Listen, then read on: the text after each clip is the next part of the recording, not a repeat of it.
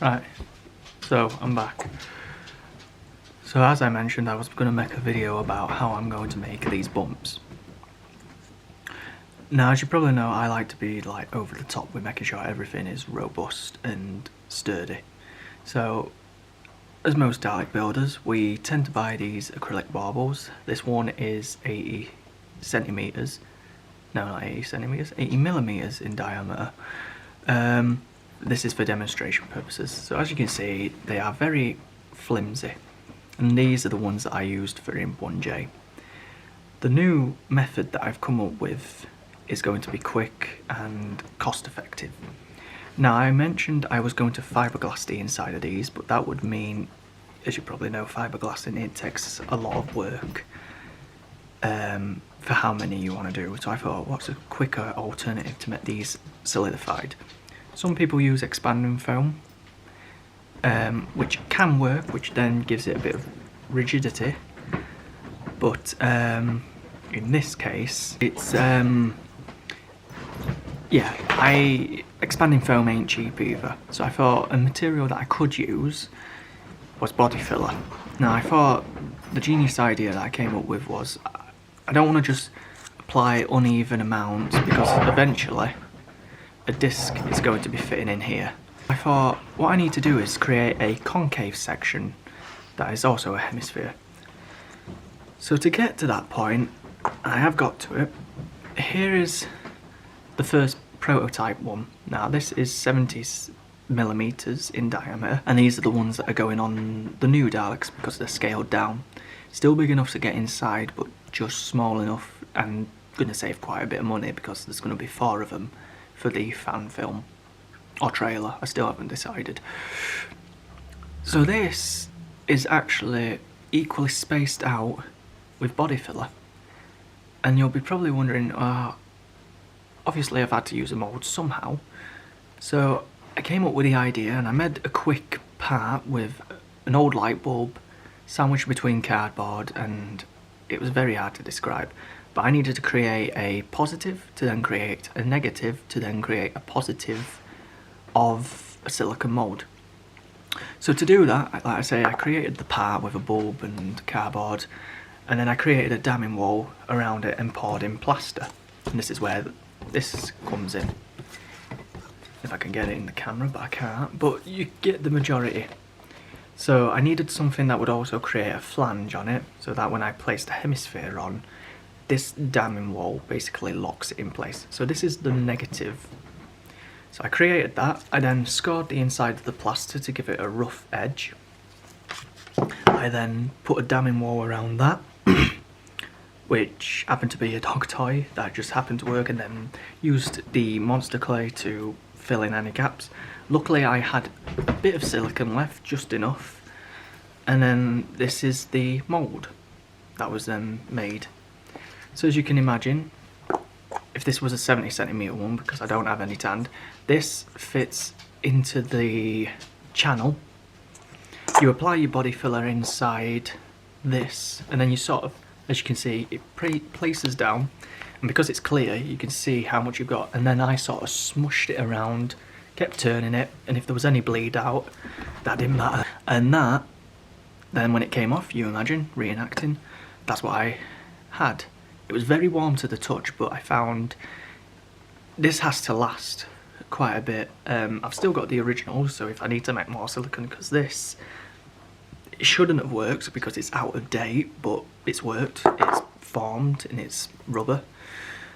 So I don't know, I will have to, every time I do it, I can't leave this on for too much, because the more the heat that attacks the silicone, the more this is going to distort over time.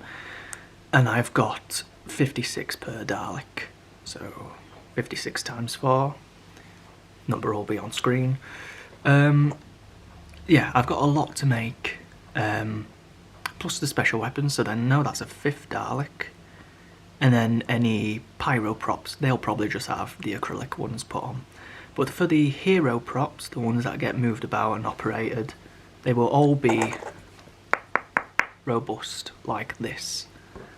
And I'm kind of proud of that.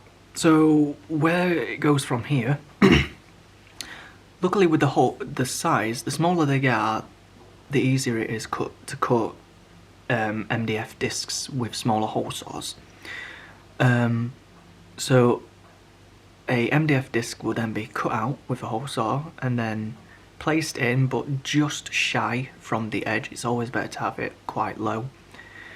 And then in the centre, originally I was going to have the skirt was going to have some bolts protruding out, so then these would basically sort of screw on.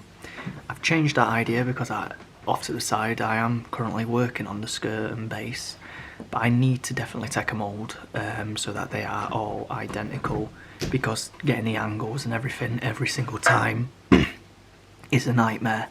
So it's just easier to take a mould of the existing part, reuse it obviously as number 1 or the one that's going on display. And yeah, so I can't have any undercuts or poking parts out basically, otherwise if I put them on I would have to then grind them back so that the panels are all flat for when we take a mould. So I thought, instead of having a bolt protruding out of this and these being hazardous when you sit inside because these are even smaller, I thought instead of that, still have the method of the bolt coming out of the skirt. And the method that I used originally was, you can get these, I have them on screen, but basically these type of bolts that threaded inserts I think they are, and they thread in, that they have a tiny threaded insert, but they also thread into the wood so that they lock, so then that has something for the bolt to bite on. And the other thing I thought of, so these don't rattle off, I will have to use hot glue on the end of the bolts. As I screw these on, the hot glue solidifies inside, not to the point where I can't get them back off, but it just stops the part from coming off. So yeah, that is kind of the method that I am going for. The colour, as I was going to explain, I found a colour that I think is quite close, but it is a lot of mixing. So as usual, I paint it in the U-Pole etch primer. That gives it a dark base coat and something for the paint to bite onto. Then I spray it in, if I can find it,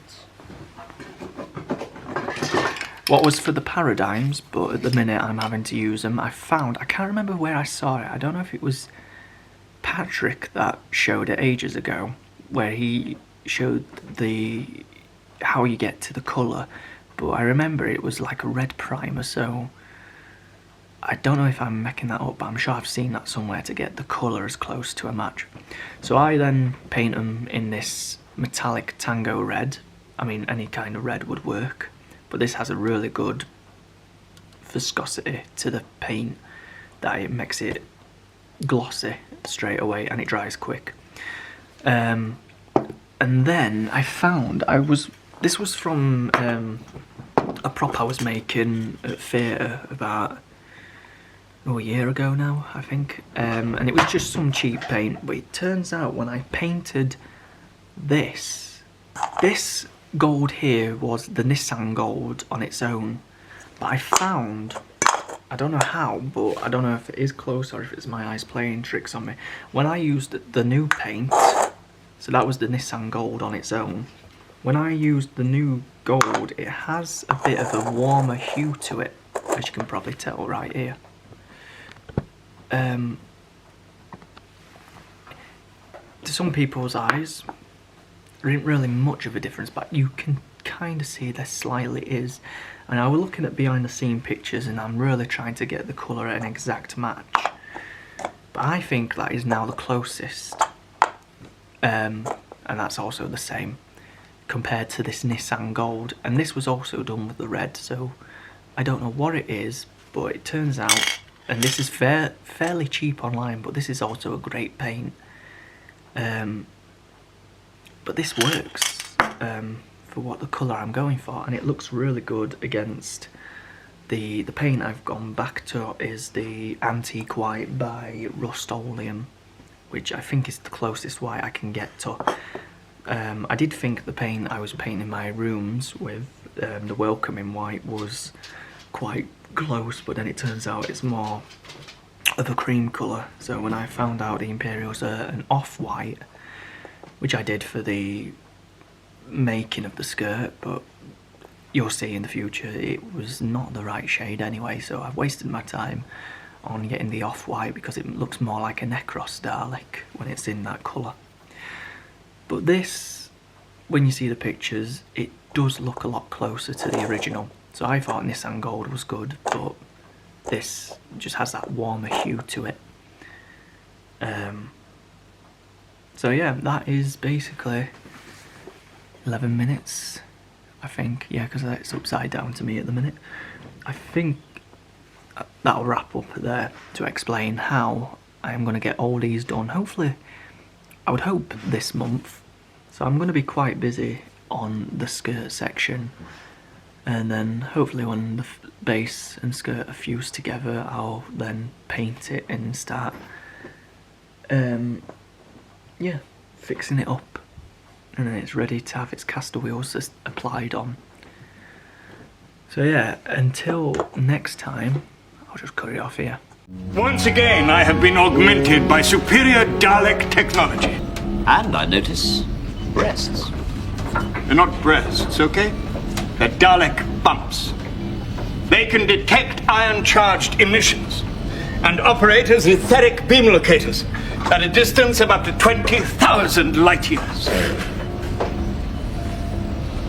They're also extremely firm. What are you trying to say? Oh,